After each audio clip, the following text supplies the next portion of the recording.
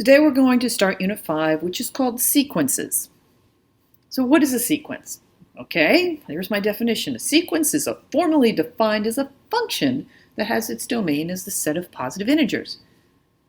All right, function. Okay, we've been doing functions, positive integers. Oh, that means we can only input the numbers 1, 2, 3, 4, etc., etc. Okay, example 1.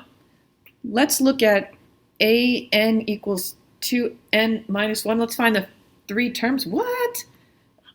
Look, it's a function, but we're not used to seeing it written as a function. Normally, we would have seen this written as y equals 2x minus 1.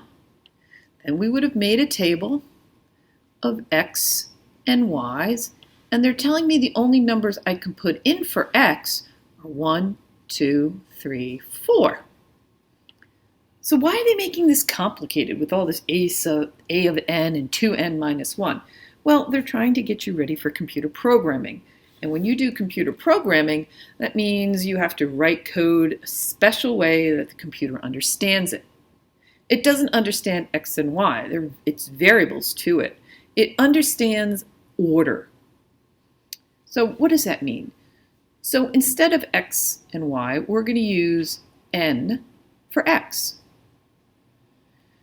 So if I put a 1, the computer is going to double the value you just put in for n, and then it's going to say, when I put a 1 into this sequence or into this function that we're going to call a, out comes the number 1. When I put a 2 in, I'm going to double the 2 minus 1. So when I put a 2 into function a, out comes the number 3. And so forth. It really is just like writing a table. When I put the number 3 into function a, out comes the number 5. When I put a 4 in, I'm going to double, subtract 1. So when I put a 4 into this function, out comes the number 7. And you can see that there's a pattern going on. 1, 3, 5, 7. I bet you this is a 9. I bet you this is an 11.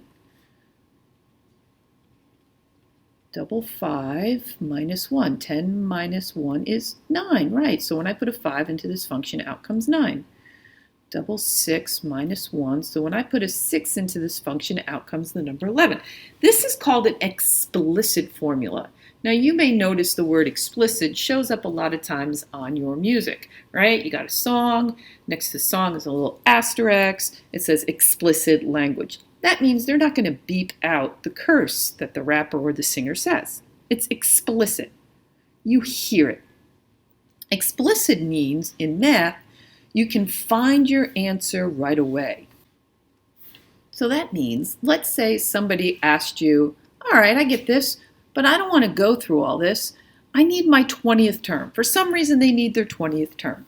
Okay, so when I put a 20 into this function, it tells me to double the number 20 and subtract 1. All right, so when I put 20 into this function, out comes the number 39. You get it. It's explicit. So what would be the opposite of explicit? So, do you know the Fibonacci sequence? Here it is. 1, 1, 2, 3, 5, 8, 13, 21. It's a pretty famous sequence. If you ever saw the movie The Da Vinci Code. Funny. I don't even like history. I've never seen much good come from looking to the past.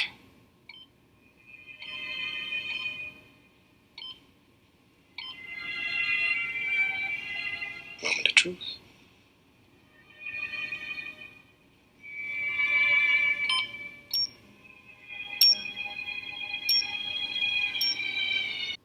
All right, so that's really an old movie. Look how young Tom Hanks is. But you have to be given the first two numbers, 1 and 1. Then 1 plus 1 is 2. Then 2 plus 1 is 3. Then 3 plus 2 is 5. Then 5 plus 3 is 8. Then 8 plus 5 is 13. And then 13 plus 8 is 21. Then 21 plus 13, your next number would be 34. And then 34 plus 21, your next number would be, what is that, 555. So once again, these are your terms. This is the first term. This is the second term. This is the third term. This is the fourth term, etc. So if I wanted to know the 20th term, I could not just explicitly get the 20th term, because we know the 20th term was taken by adding the 19th term plus the term before it, which would be the 18th term. This is called a recursive formula.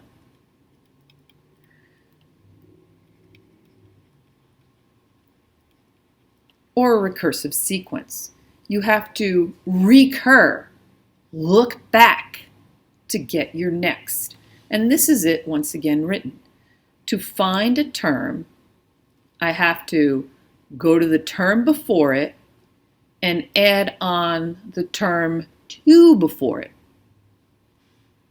So in this Fibonacci sequence, if I wanted to find the 5th term, and we know the 5th term, right here is the number 5. So to find the 5th term, I would put 5 in for n. Okay. 5 minus 1 is 4. 5 minus 2 is 3. So to find the 5th term, I have to take the 4th term. Do I know what the 4th term is? 1, 2, 3, 4. The 4th term is 3. And add on to it the 3rd term. 1, 2. The 3rd term is 2. So there we have it. The 5th term is the number 5.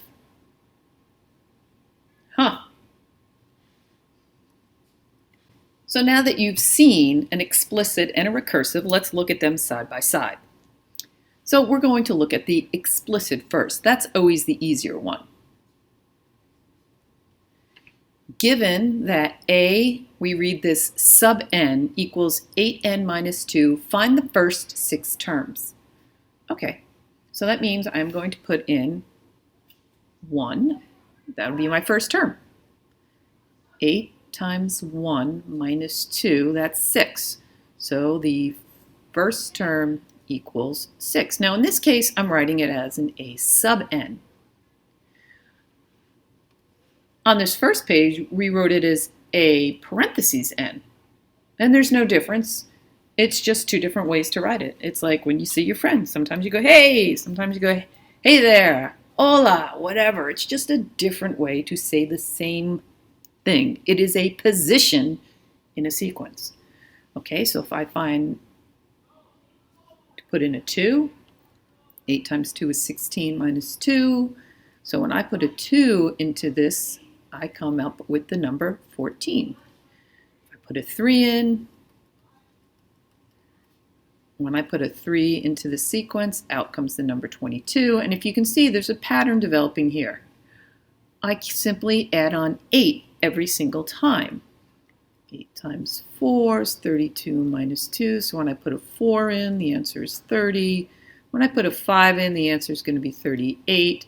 And when I put a 6 in, the answer is going to be 44.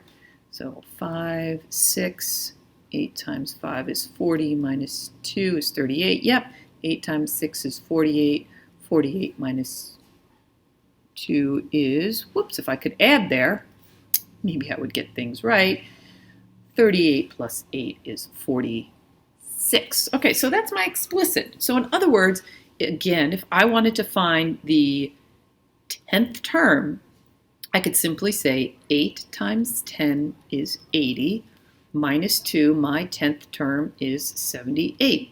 There is no need to do any extra work. I just plug in the number 10, out comes my answer. Recursive looks a lot different. First of all, they have to tell you where to start. They have to give you your starting place, just with like the Fibonacci sequence. we were given 1 plus 1 to get me 2. I had to start somewhere.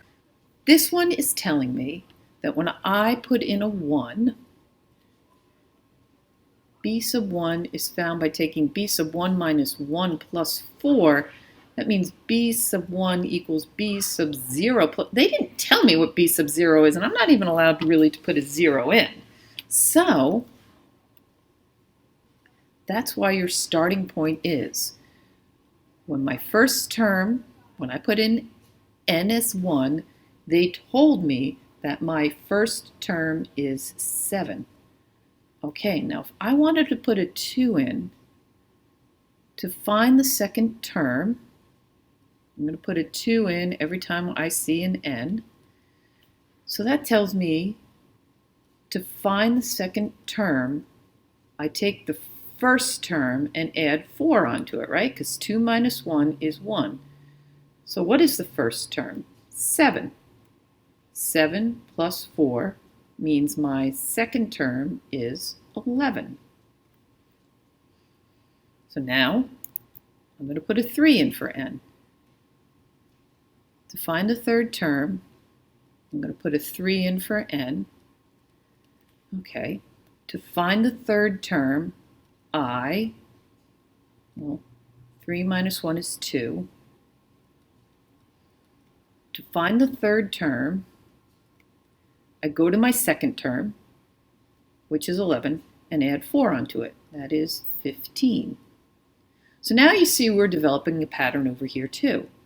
And I could kind of stop here, and I can see that my pattern says to find any term, I go to the term before it and add 4 onto it. All right, so now I can say my fourth term is I go to my third term and add 4 onto it. So that's 19. To find my fifth term, I go to the term before it, which is 19, and add 4 onto it. To find my sixth term, I go to the term before it, which is 23, and add 4 onto it, which is 27. So now we have a bit of dilemma, because this is an arithmetic recursive sequence, meaning we know arithmetic means we're just adding on the same thing over and over again. Now, you could say over here this was arithmetic, but we didn't need the sequence in order to find the 10th term, right? We could just plug 10 into an explicit formula and find it. Here, if I wanted to find the 10th term, well, we says to find the 10th term, we go to the 9th term and add 4 onto it, but I don't have a 9th term here. So in order for me to find the 10th term, I have to do all this extra work.